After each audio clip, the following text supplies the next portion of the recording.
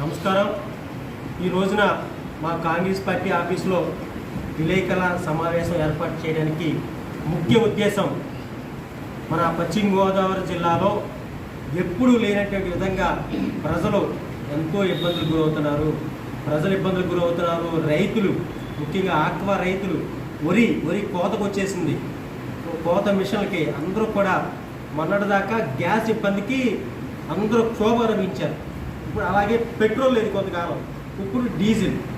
ఒక గత వారం రోజుల నుంచి మన పశ్చిమ గోదావరి జిల్లా ఏంటి, ఎక్కడి నుంచి మన తిరుపతి నుంచి ఇటు వైజాగ్ వెళ్ళాలన్నా, ఎవరన్నా కారు వేసుకుని అర్జెంట్ ప్రయాణం చేయాలన్నా కానీ ఎంతో ఆలోచించి ప్రయాణం చేస్తున్నారు. అలాగే ఆక్వా రైతులు ఎంత క్యూ, మన భీమవరంలో ఇక్కడి నుంచి ఒక 2-3 కిలోమీటర్ల వరకు ఆయిల్ క్యాన్లు పట్టుకుని రైతులందరూ కూడా ఆక్వా రైతులు క్యూ కడుతున్నారు. అలాగే అన్నదాతలు మన వరి మిషన్లో కోత, అలాగే మన ఆటో సోదరులు అందరూ కూడా ఈ డీజిల్ సమస్య మీద అందరూ కూడా ఇబ్బంది పడుతున్నారు.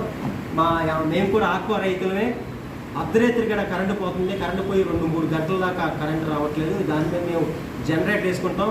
జనరేటర్లోకి ఆయిల్ ఎప్పుడు 2 రోజులు తెచ్చుకోవచ్చు అనుకుంటాం. ఇప్పుడు తీరా చూస్తే రాత్రి మొత్తం అందరూ కూడా ఈ సమస్య మన పశ్చిమ గోదావరి జిల్లాలో ఎక్కువగా ఆక్వా రంగం ఉంది.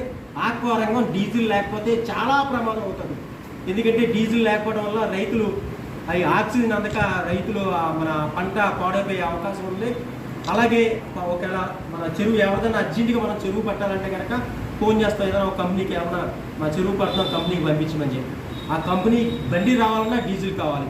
ఈ డీజిల్ సమస్య వెంటనే కూటమి ప్రభుత్వం వచ్చింది.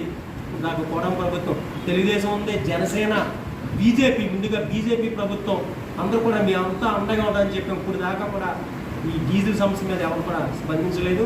అలాగే మన ప్రతిపక్షం ఉందే మన వైసీపీ ప్రభుత్వం, వాళ్ళు కూడా ఎవ్వరు కూడా మాట్లాడుతున్నారు రైతుల సమస్యల మీద.